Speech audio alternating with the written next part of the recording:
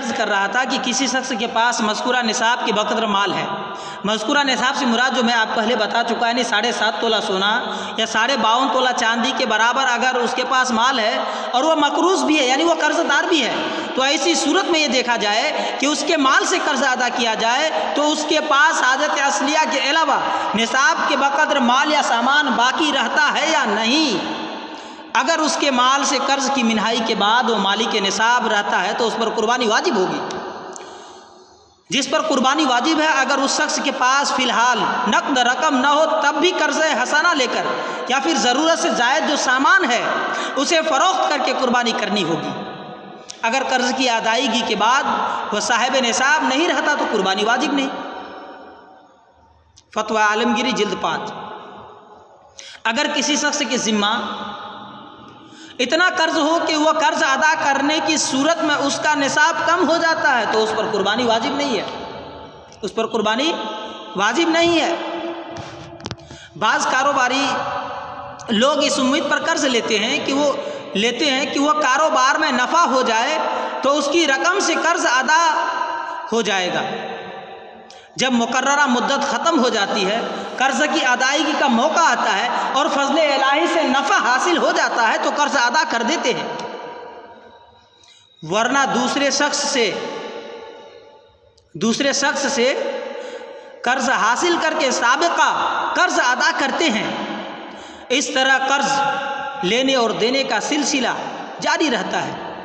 उसके बावजूद उनके पास ज़रूरत की चीज़ें मुहैया होती हैं, गाड़ी इस्तेमाल करते हैं, अहलो अयाल की ज़रूरतें पूरी करते हैं और तमाम हवाइज व ज़रूरियात की तकमील करते हुए भी वो मकरूज़ ही रहते हैं। ऐसे कारोबारी अफराद को कुर्बानी के सिलसिले में मज़कूरा वजाहत के मुताबिक गौर करना चाहिए कि उन पर कुर्बानी वाजिब है या नहीं। अगर उनके पास मज़कूरा निसाब के बकदर माल है और उसके ज़िम्मा कर्ज़ इस कदर है कि उनके माल से कर्ज़ अदा किया जाए तो हाजत असलिया के अलावा निसाब के बकदर माल या सामान बाकी नहीं रहता तो उस पर कुर्बानी वाजिब नहीं। अगर उनके माल से कर्ज़ की मिनहाई के बाद वो शख्स निसाब के मालिक रहते हैं तो उन पर कुर्बानी वाजिब होगी। कर्ज़ अदा करने के बाद अगर वो शख्स मालिक निसाब है तो उन पर कुर्बानी वाजिब होगी, यानी उसको करना ही होगा। इसी तरीके से आप देखते चलें कि मालदार बच्चों की कुर्बानी, यानी मालदार जो बच्चे होते हैं उन पर कुर्बानी है कि नहीं। तो देखिए, बाज़ नाबालिग बच्चों के नाम पर ख़तीर मिक़दार में रकम होती है, क्या इसकी वजह से बच्चों पर कुर्बानी वाजिब होगी या वालिदैन को बच्चे के माल से उसकी जानिब से कुर्बानी करनी चाहिए? इसके मुतालिक फ़ुक़हा किराम के 2 अक़वाल हैं। क्या है? कितने अक़वाल हैं? 2 अक़वाल हैं। पहला अक़वाल तो यह है कि कुतुब फ़िक़ह व फतावा में उमूमी तौर पर यह सराहत मिलती है, नाबालिग अगर मालदार हो तो उस पर कुर्बानी वाजिब है। अब दूसरा देखिए, अल्लामा इब्न आबिदीन शामी रहमतुल्लाह अलैह ने रद्दुल मुख्तार में नाबालिग पर कुर्बानी वाजिब न होने को राज़े मुफ्ती बकौल करार दिया है और शरई उसूल व ज़वाबित इसकी तायद करते हैं कि इबादात वाजिब होने की एक शर्त बुलूग है। जब तक बच्चा नाबालिग रहता है, शरअन व मुकल्लफ नहीं होता, शरीयत मुतहरा उसे किसी जिम्मेदारी का पाबंद नहीं करार देती।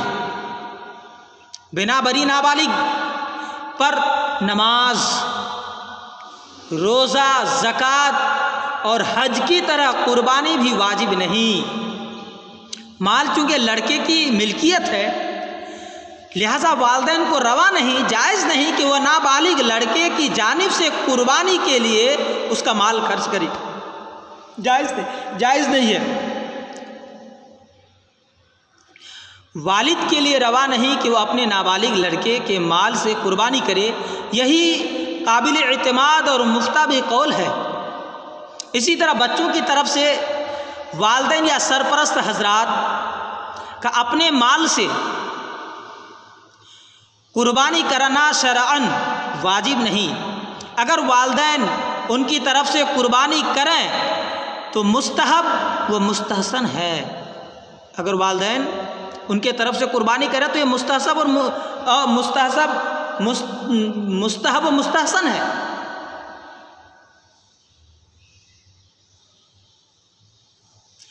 वालिदैन अपनी औलाद की जानिब से कुर्बानी करना, वालिदैन पर अपनी औलाद की जानिब से कुर्बानी करना वाजिब नहीं। वालिद पर अपनी औलाद की जानिब से कुर्बानी करना वाजिब नहीं। ज़ाहिर रिवायत में है कि औलाद की जानिब से कुर्बानी करना मुस्तहब है, वाजिब नहीं। बरखिलाफ सदक़े फ़ित्र की, किसके बरखिलाफ सदक़े फ़ित्र के, कि वो औलाद की जानिब से वालिद पर वाजिब है और फतवा इसी पर है। लेकिन आइए मैं आपको ये भी बता दूँ, हुज़ूर नबी करीम सल्लल्लाहु अलैहि वसल्लम का अहले बैत किराम की जानिब से कुर्बानी करना, हुज़ूर नबी करीम सल्लल्लाहु अलैहि वसल्लम का अहले बैत किराम की जानिब से कुर्बानी फरमाना। जब हज़रत नबी करीम सल्लल्लाहु अलैहि वसल्लम अहले बैत की जानिब से कुर्बानी फरमाते और उम्मत की जानिब से कुर्बानी फरमाते जिनके पास कुर्बानी करने की इस्तिताअत नहीं, जिनके पास कुर्बानी करने की इस्तिताअत नहीं, हुज़ूर नबी करीम सल्लल्लाहु अलैहि वसल्लम उनकी जानिब से कुर्बानी फरमाते। जैसा कि सुनन इब्न माजा शरीफ में हदीस पाक है कि सैयदतुना आयशा सिद्दीक़ा रज़ी अल्लाह ताला अन्हा से रिवायत है कि हज़रत रसूल करीम सल्लल्लाहु अलैहि वसल्लम ने हज्जतुल विदा के मौका पर आले मोहम्मद सल्लल्लाहु अलैहि वसल्लम की जानिब से एक गाय कुर्बानी फरमाई, एक गाय कुर्बानी फरमाई। और हुज़ूर नबी करीम सल्लल्लाहु अलैहि वसल्लम का उम्मत की जानिब से भी कुर्बानी फरमाना। सहाबे किराम अहले बैते अतहार की जानिब से भी प्यारे आका सल्लल्लाहु अलैहि वसल्लम कुर्बानी फरमाते थे और अपनी उम्मत की जानिब से कुर्बानी फिर फरमाना। मुलाहिज़ा कीजिए, सुनन इब्न माजा दाऊद शरीफ में हदीस पाक है, सुनन अबू दाऊद शरीफ, सुनन इब्न माजा नहीं बल्कि सुनन अबू दाऊद शरीफ में हदीस पाक है। ए बाबू कहाँ जा रहा है तो उठ के बैठ, अभी बैठ जा, बैठ अभी बैठ बेटा, बाद में जाना, बाद में जाना। जब उठक बैठक करते हैं ना तो जहन मुंतशिर हो जाता है। लिहाजा जब आए हैं तो शांति के साथ समझें, शांति के साथ सुने। यार जवान हो, 18-20 साल की उम्र है, उठक बैठक लगा दिए, थोड़ी देर ज़्यादा तकरीर हो गई तो अभी यहाँ से जाके क्या करेंगे? मोबाइल चलाएंगे, टीवी देखेंगे, फेसबुक चलाएंगे, यही चीज़ करेंगे ना, ये सारी चीज़ें करेंगे ना जा करके। और आप ऐसी जगह में बैठे हैं जहाँ बैठना भी सवाब है, दुरूद पाक का पढ़ना भी सवाब है, बयान सुनना भी सवाब है, तो आप ऐसी जगहों से उठ करके जा रहे हैं। शैतान आपको बहका रहा है। पढ़े दुरूद पाक, अल्लाहुम्मा सल्ली अला सय्यिदिना शफीअना मौलाना मुहम्मदिन बारिक वसल्लिम सल्लु अलैहि सलातु व सलामन अलैका या रसूलुल्लाह सल्लल्लाहु ताला अलैहि वसल्लम। सुनन अबू दाऊद शरीफ में हदीस पाक है। मैं ये अर्ज़ कर रहा था कि हज़रत सैयदना जाबिर रज़ी अल्लाह ताला अन्हुमा से रवायत है, उन्होंने फरमाया ईद उल अज़हा के मौका पर हज़रत रसूल सल्लल्लाहु ताला अलैहि वसल्लम के साथ ईदगाह में था। फिर जब हुज़ूर सल्लल्लाहु अलैहि वसल्लम खुतबा से फारिग हुए तो मिंबर से तशरीफ़ लाए और आप सल्लल्लाहु अलैहि वसल्लम की खिदमत में एक दुम्बा पेश किया गया। आप सल्लल्लाहु अलैहि वसल्लम ने बिस्मिल्लाह वल्लाहु अकबर पढ़कर उसे अपने दस्ते मुबारक से ज़बह फरमाया और फरमाया ये मेरी जानिब से है। क्या फरमाया? ये मेरी जानिब से है और मेरी उम्मत में उन अफराद की जानिब से है जिन्होंने कुर्बानी नहीं की। सुभान अल्लाह, कहिए सुभान अल्लाह। सुभान अल्लाह। ये उन अफराद की जानिब से है जिन्होंने कुर्बानी नहीं की। सुनन अबू दाऊद शरीफ जिल्द 2 की हदीस पाक। हजरत अली वजह का मामूल था कि आप सरकार दो आलम सल्लल्लाहु अलैहि वसल्लम की जानिब से कुर्बानी किया करते, जैसा कि जामे तिरमिजी शरीफ में हदीस पाक है। हजरत हंस रज़ी अल्लाह ताला अन हजरत अली करमुल्लाह वजह से रिवायत करते हैं, आप 2 दुम्बे ज़बह फरमाते, एक हज़रत नबी करीम सल्लल्लाहु अलैहि वसल्लम की जानिब से और दूसरा खुद अपनी तरफ से हज़रत अली रज़ी अल्लाह ताला अन्हु से इसके बारे में दरियाफ्त किया गया तो फरमाया, मुझे हज़रत नबी करीम सल्लल्लाहु अलैहि वसल्लम ने इस कुर्बानी का हुक्म फरमाया, मुझे प्यारे आका सल्लल्लाहु अलैहि वसल्लम ने इस कुर्बानी का हुक्म फरमाया, लिहाजा मैं इस अमल को कभी तर्क होने नहीं दूंगा। सुभान अल्लाह, कहिए सुभान अल्लाह। सुभान अल्लाह। ये चीज़ है मुसलमान। जामे तिरमिजी शरीफ जिल्द अव्वल अबाबुल अज़ाही बाब फिल उज़ुहिया सफ़ा नंबर 275 हदीस नंबर 1574 की हदीस पाक है। लिहाजा आप लोग संजीदा मिजाज के साथ गुफ्तगू को समाअत करें। जो लोग पीछे खड़े हैं मैं उनसे गुजारिश करूंगा कि वो आगे आ जाएं।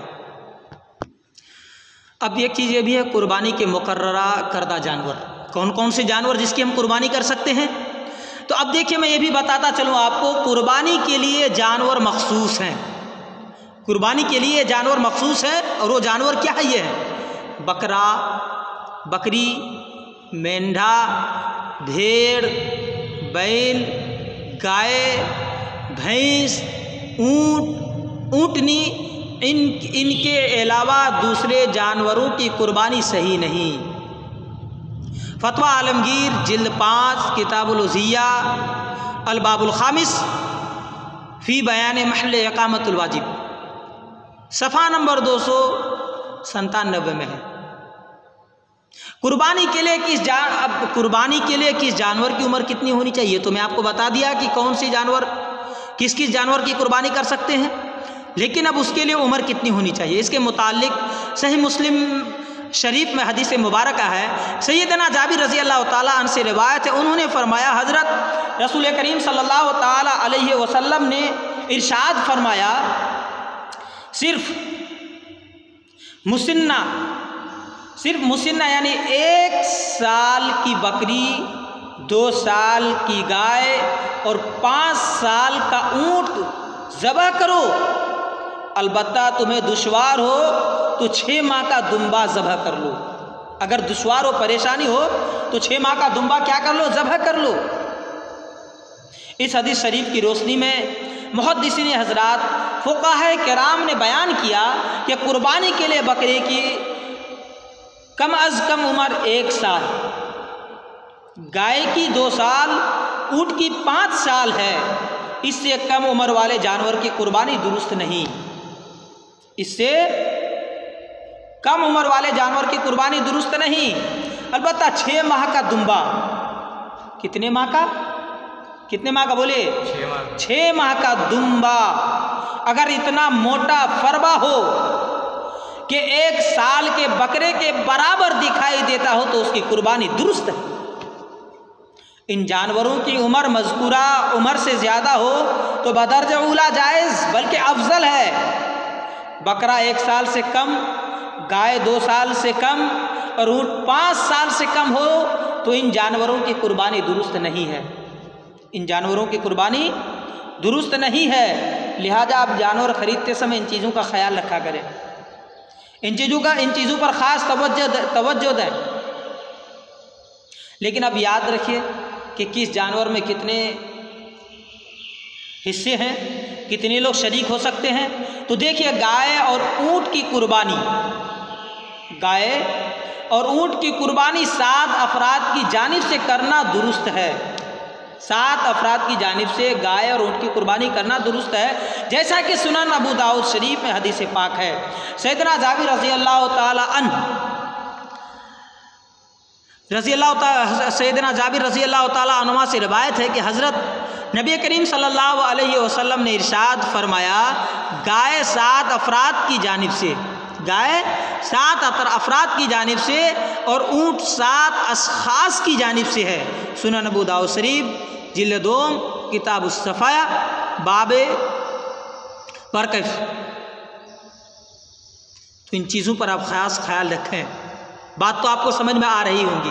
अब हमें भी लग रहा है कि आप लोगों को मज़ा आ रहा होगा, क्योंकि बहुत उठा बैठक लगा दिए थे कुछ देर पहले, लेकिन अब शांति से सुन रहे हैं लोग।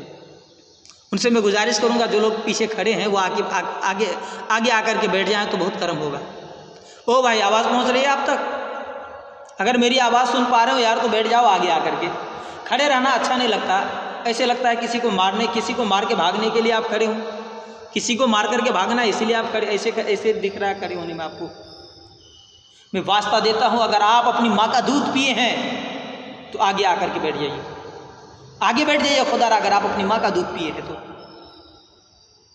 देखिए अब कुछ लोग सुबह में है, ससो पंजे में है, वो अपनी माँ का दूध पिए हैं कि नहीं पिए हैं, कि शक है क्या यार, अपनी माँ का दूध नहीं पिए, शक है। चलिए सुभान अल्लाह, माँ के बेटों की बारात, चलिए बैठ जाइए, बहुत खुशी हो रही है, बैठ जाइए आप लोग अपनी अपनी जगह पे बैठ जाइए। अब बकरा, बकरी, मेंढा, भेड़ में से एक जानवर एक शख्स की जानिब से होना चाहिए। बकरा, बकरी, मेंढा, भेड़ में से एक जानवर एक शख्स की जानिब से होना चाहिए। और बैल, गाय, भैंस, ऊँट, ऊँटनी में से एक जानवर 7 अशखास की तरफ से दिया जा सकता है। यानी 7 आदमी शरीक होकर एक बैल या गाय या ऊँट वगैरह की कुर्बानी करें तो दुरुस्त है, जैसा कि फतवा आलमगिरी जिल्द 5 सफ़ा नंबर 297 में मौजूद है। बड़े जानवर में शिरकत के लिए ज़रूरी है कि तमाम शुरका की नीयत कुर्बानी की हो। यानी बड़े जानवर में जो 7 अफराद शामिल हो सकते हैं, तो क्या कहा गया कि बड़े जानवरों में शिरकत के लिए ज़रूरी है कि तमाम शुरका की नीयत कुर्बानी की हो और उन 7 आदमी बराबर कीमत का 7वां हिस्सा अदा करें, 7वां हिस्सा अदा करें। और बेहतर है कि तमाम शुरकाए जानवर की खरीदी के वक्त, तमाम शुरका जानवर की खरीदी के वक्त शरीक हूँ, या कोई एक शख्स 7 हिस्सों की नीयत से खरीद रहा है तो भी दुरुस्त है। तमाम शुरका, जुमला शुरका जानवर को खरीदने के वक्त सामने रहे और एक शख्स भी करता है तो भी दुरुस्त है। अगर किसी एक ने भी कुर्बानी की नीयत नहीं की बल्कि गोश्त खाने या बेचने की नीयत की, अगर किसी एक ने भी कुर्बानी की नीयत नहीं कि सिर्फ गोश्त खाना है और बेचना है, इसकी नीयत की, या किसी एक ने भी कीमत बराबर नहीं अदा किया या बाहम गोश्त बराबर तकसीम नहीं किया गया, तो फिर 7 में से किसी की भी कुर्बानी दुरुस्त न होगी। मुसलमानों, बड़ी नुक्ते की बात है, इन चीज़ों पर ध्यान दिया करें। अगर रुपए में भी किसी ने 10, 20, 5 रुपये भी अगर कम दे दिया या बराबर तकसीम नहीं किया गया तो कुर्बानी किसी की भी दुरुस्त नहीं होगी। तो इन चीज़ों का ख्याल रखें, कुर्बानी दुरुस्त कैसे हो, उन चीज़ों का ख़ास ख्याल रखें। अगर कोई शख्स तन्हा कुर्बानी देने के इरादा से गाय खरीदे, फिर बाद में दूसरों को उसमें शरीक कर ले, तो सब की तरफ से कुर्बानी अदा हो जाएगी। कोई शख्स अकेला इरादा किया था कुर्बानी करने का, बाद में उसमें दूसरों को भी शरीक कर लिया, तो सब की तरफ से कुर्बानी अदा हो जाएगी, मगर उसका ये अमल कराहत से खाली नहीं, उसका अमल जो है ये कराहत से खाली नहीं। हाँ, खरीदारी के वक्त दूसरों का हिस्सा शरीक करने की नीयत हो तो कराहत नहीं। खरीदारी के वक्त ये नीयत हो कि दूसरों का भी हिस्सा इसमें शामिल करना है तो इसमें कराहत नहीं है, बशर्ते कि वो मालदार हो और उस पर कुर्बानी वाजिब हो, जैसा कि फतवा आलमगिरी जिल्द 5 सफ़ा नंबर 304 पे मौजूद है। अब एक चीज़ ये भी है, बकरी के कुर्बानी से मुतालिक एक वजाहत और आप लोग समाअत कर लें। हुज़ूर पाक सल्लल्लाहु अलैहि वसल्लम ने अहले बैत किराम और अपनी उम्मत की तरफ से एक दुम्बा ज़ब्ह फरमाया और इस सिलसिला में मुख्तलिफ रवायतें वारिद हैं। हदीस पाक में है कि हज़रत रसूलुल्लाह सल्लल्लाहु ताला अलैहि वसल्लम तमाम अहले बैत की जानिब से एक बकरी की कुर्बानी फरमाते। इस रिवायत की बिना पर शुबह होता है कि एक बकरी की कुर्बानी 7 अफराद की तरफ से करना जायज़ है, लेकिन ये बात ऐसी नहीं है। एक बकरी एक ही शख्स की तरफ से होगी, 7 अफराद की जानिब से नहीं, क्योंकि मज़कूरा रिवायत से दरअसल नफल कुर्बानी से मुताल्लिक है। इसका मफहूम वो माना यह है कि महज हुसूल सवाब के लिए नफल कुर्बानी दी जा रही हो तो उसके सवाब में 7 अशखास या और ज़ायद अफराद भी शामिल किए जा सकते हैं। नफल के लिए हो तो 7 अफराद या उससे ज़ायद अफराद भी शामिल किए जा सकते हैं। जिस रवायत में मज़कूर है कि हुज़ूर नबी करीम सल्लल्लाहु अलैहि वसल्लम ने उम्मत की जानिब से एक दुम्बा ज़बह फरमाया, उसका मफ़हूम बयान करते हुए मुहस्सिन सुनन इब्ने माजा ने बयान फरमाया कि तमाम उम्मत की जानिब से एक दुम्बा ज़बह फरमाने का मतलब ये है कि हुज़ूर सल्लल्लाहु अलैहि वसल्लम ने अपनी उम्मत पर करम फरमाते हुए तमाम उम्मत को सवाब में शरीक फरमाया। ये सुभान अल्लाह, सुभान अल्लाह, तमाम उम्मत को शरीक फरमाया। इससे मालूम होता है कि नफल कुर्बानी हो तो बकरी में 1 से ज़ायद बल्कि 7 से ज़ायद जितने अफराद को चाहें शरीक करना दुरुस्त है। अलबत्ता वाजिब कुर्बानी करने की सूरत में एक बकरी एक ही शख्स की तरफ से होगी, एक से ज़्यादा की जानिब से नहीं। इमाम नबी रहमतुल्लाह अलैह ने फरमाया, उलमा ने इस बात पर इत्तेफाक किया है कि बकरी की कुर्बानी में शिरकत दुरुस्त नहीं, बकरी की कुर्बानी में शिरकत दुरुस्त नहीं। सरह मुस्लिम जिल्द 1 सफ़ा नंबर 424 में मौजूद है। वाजिब कुर्बानी के लिए बकरी 1 से ज़ायद अफराद की जानिब से जायज़ नहीं, जैसा कि सुनन इब्ने माजा शरीफ में मज़कूर हदीस से पाक से मालूम होता है कि सैयदना अब्दुल्लाह इब्ने अब्बास रज़ियल्लाहु ताला अन्हुमा से रिवायत है कि हज़रत नबी करीम सल्लल्लाहु ताला अलैहि वसल्लम की खिदमत अक़दस में एक साहब हाजिर हुए और अर्ज़ किया, 7 अफराद की तरफ से कुर्बानी करने के लिए मेरे ज़िम्मा 1 ऊँट है, मैं उसकी इस्तेताअत रखता हूँ। जब मुझे ख़रीदने के लिए ऊँट नहीं मिल रहे हैं तो हज़रत नबी करीम सल्लल्लाहु अलैहि वसल्लम ने उन्हें फरमाया कि वो 7 बकरियाँ ख़रीदें और उन्हें ज़बह करें।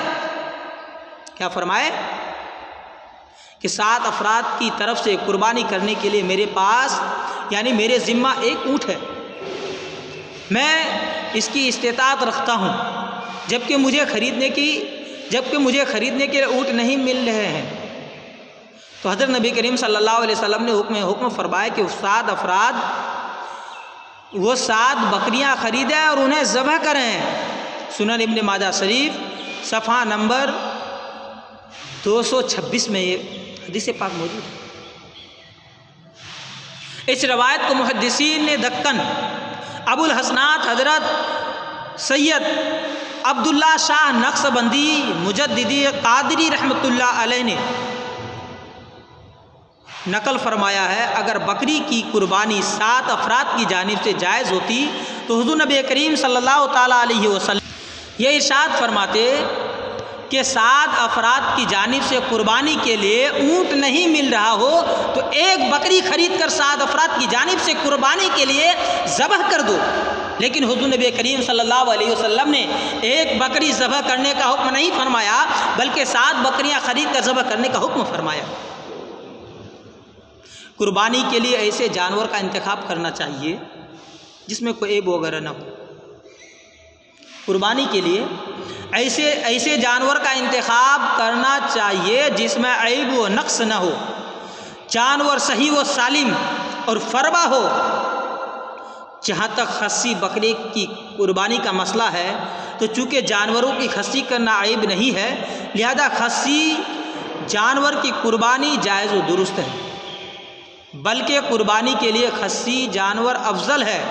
सरकार दो आलम सल्लल्लाहु अलैहि वसल्लम ने खस्सी बकरों की कुर्बानी की, जैसा कि सुनन इब्ने माजा शरीफ में हदीस पाक।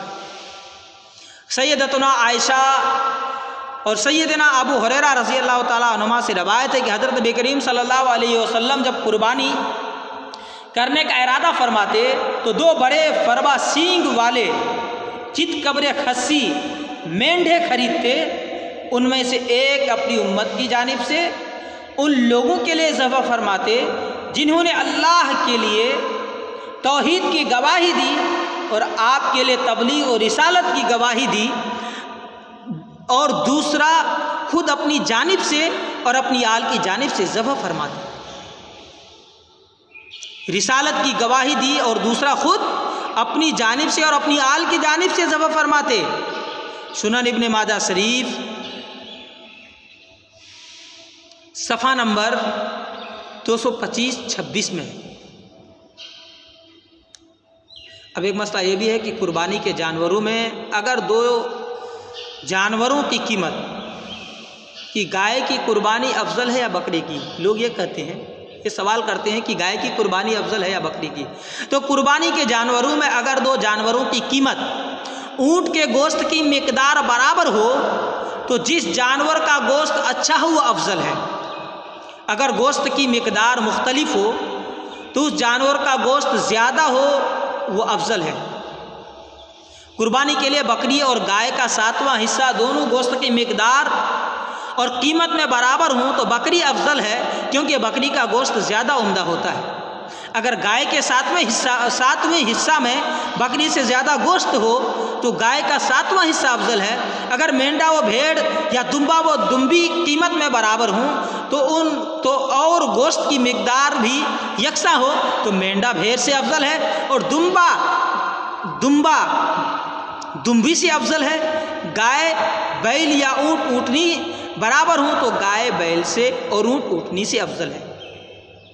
इन चीज़ों का ख्याल रखते हुए आप जानवर ख़रीदारी करें, गोश्त को भी देखें, कीमत में भी देखें, इन सारे चीज़ों को मद्देनज़र ज़रूर रखें।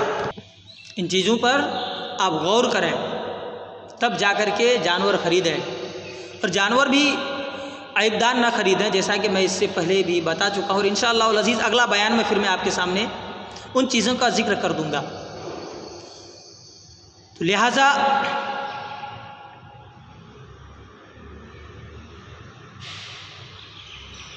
कुर्बानी के ज़रिए बंदा अल्लाह ताला की बारगाह में कुर्ब हासिल करता है। लिहाजा कुर्बानी के लिए ऐसे जानवर का इंतखाब करना चाहिए जो फरबा सही व सालिम हो, अंधा लेंगड़ा बीमार कमज़ोर न हो।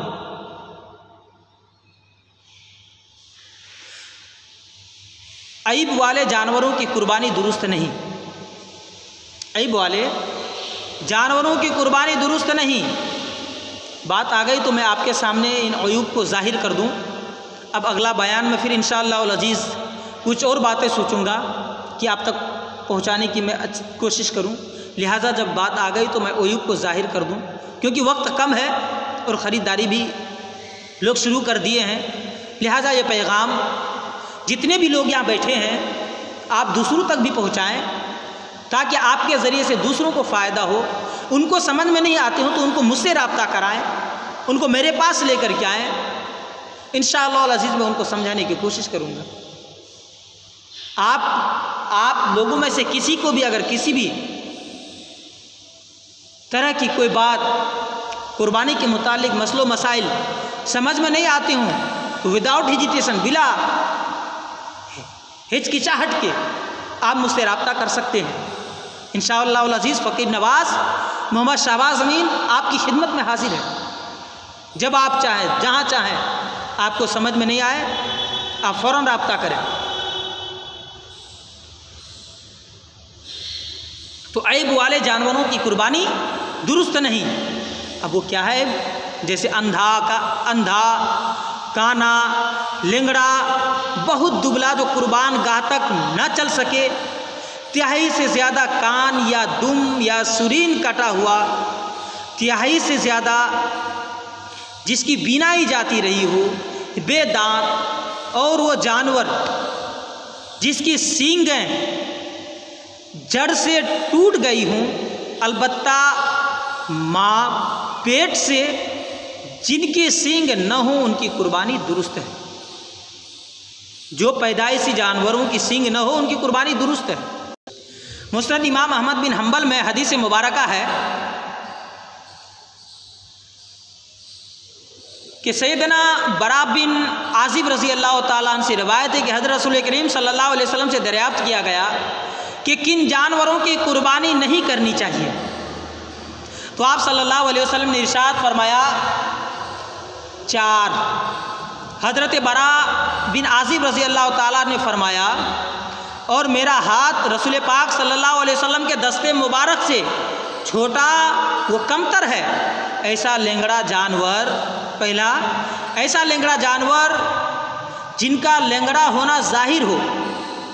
दूसरा काना, जिसका काना होना वाज़ेह हो।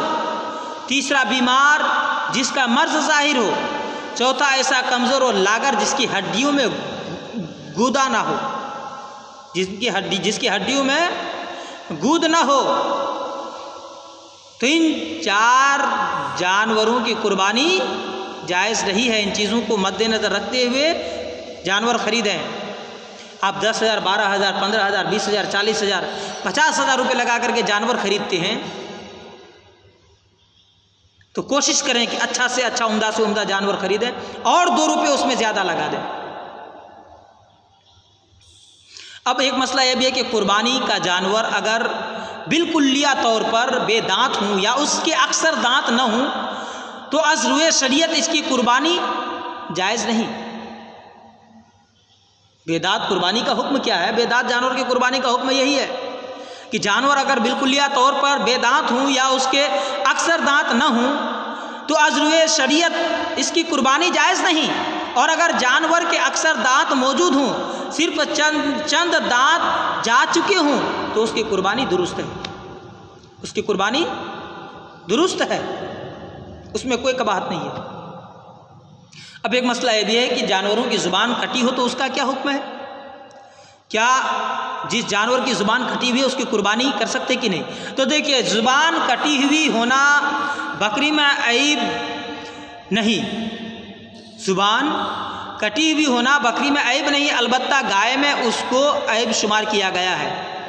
फ़ुक़हा ने वजह यह बयान की कि बकरी दांतों से चारा खाती है, इसलिए उसके हक़ ज़ुबान का कटा होना ऐब नहीं। इसके बरखिलाफ़ गाय चूँकि ज़ुबान से चारा खाती है, इसलिए यह इसमें ऐब शुमार किया गया है। लिहाजा बकरी की ज़ुबान कटी हुई हो तो अज़रुए शरीयत कुर्बानी दुरुस्त है, और गाय की ज़ुबान कटी हुई हो तो ये देखा जाए कि कितनी ज़ुबान कटी हुई है। अगर ज़ुबान का 1/3 से ज़ायद हिस्सा कटा हुआ हो तो शरअन उसकी कुर्बानी दुरुस्त नहीं। अगर उससे कम कटी हुई हो तो जायज़ है, उससे कम कटी हुई हो तो जायज़ है, लेकिन ज़्यादा हो तो जायज़ नहीं है। इसी तरीके से एक मसला ये भी है कि जानवर के पैर में ज़ख़म आए तो कुर्बानी का क्या हुक्म है? जानवर के पैर में अगर ज़ख़म आ जाए तो क्या करें? अगर कोई जानवर ज़ख़म की वजह से या किसी और सबब से 3 पैर से चलता है, एक पैर का सहारा नहीं लेता, तो ऐसे जानवर की कुर्बानी दुरुस्त नहीं। ऐसे जानवर की कुर्बानी दुरुस्त नहीं। अगर उस पैर के सहारे से चल रहा है, अगर उस पैर के सहारे से चल रहा है तो कुर्बानी दुरुस्त है, जैसा कि दुर्रे मुख्तार जिल्द 5 सफ़ा नंबर 227 में है। अब इसी तरीके से यह है कि खारिश ज़दा जानवरों की कुर्बानी का क्या हुक्म है?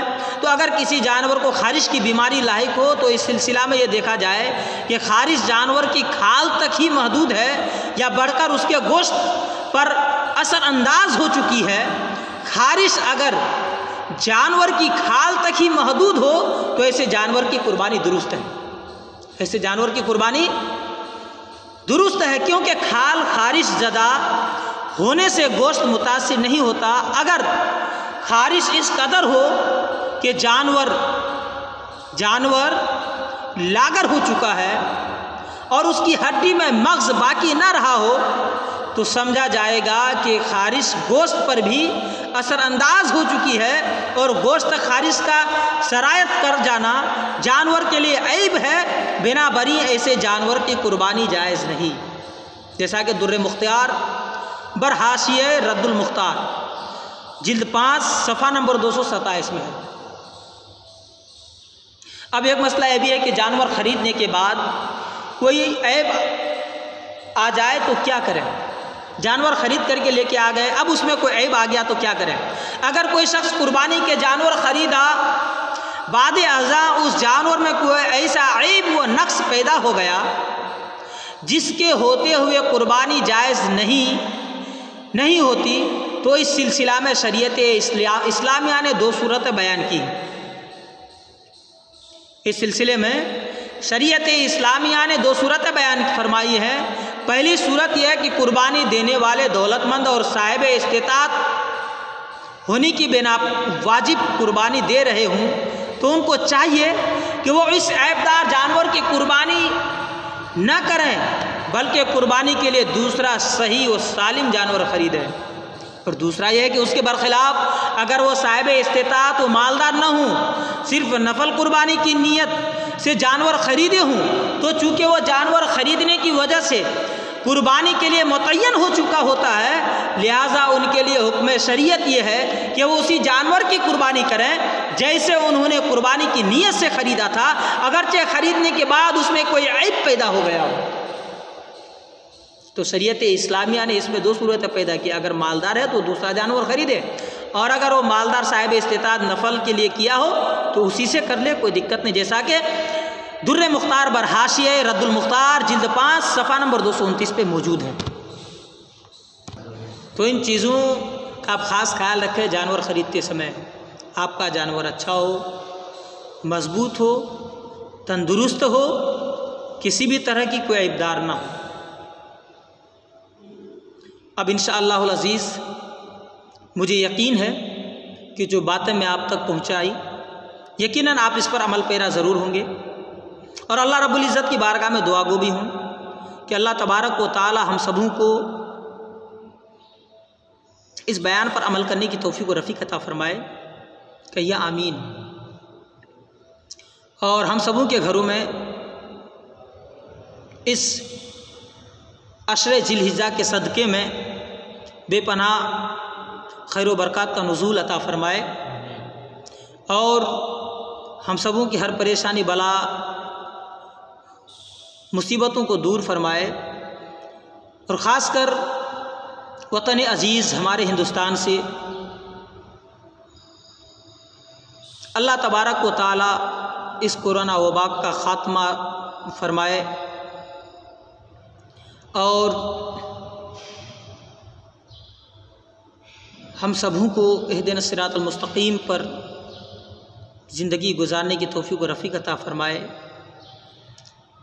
पाक परवरदिगार आलम की बारगाह में दुआ गो हूँ कि हमारे बयान करने में या हमारे भाई के सुनने में किसी भी तरह की अगर कोई खामियाँ लग़ज़िशें हो गई हों तो अल्लाह तबारक व तआला माफ़ फरमाए। मैं तौबा करता हूँ। अस्तग़फ़िरुल्लाह रब्बी मिन कुल्लि ज़ंबि व अतूबु अलैह। एक मरतबा बुलंद आवाज़ से सब मिल के पढ़ लें, ला इलाहा इल्लल्लाहु मुहम्मदुर रसूलुल्लाह सल्लल्लाहु तआला अलैहि वसल्लम। इंशाअल्लाहुल अज़ीज़ अगला बयान मैं आप लोगों को जानवर ज़बह करने का तरीक़ा और इसी से रिलेटेड, इसी से मुताल्लिक़ जो अहम ज़रूरी बात है, मैं बकरीद के दिन आने से पहले आप तक पहुंचाने की कोशिश करूंगा।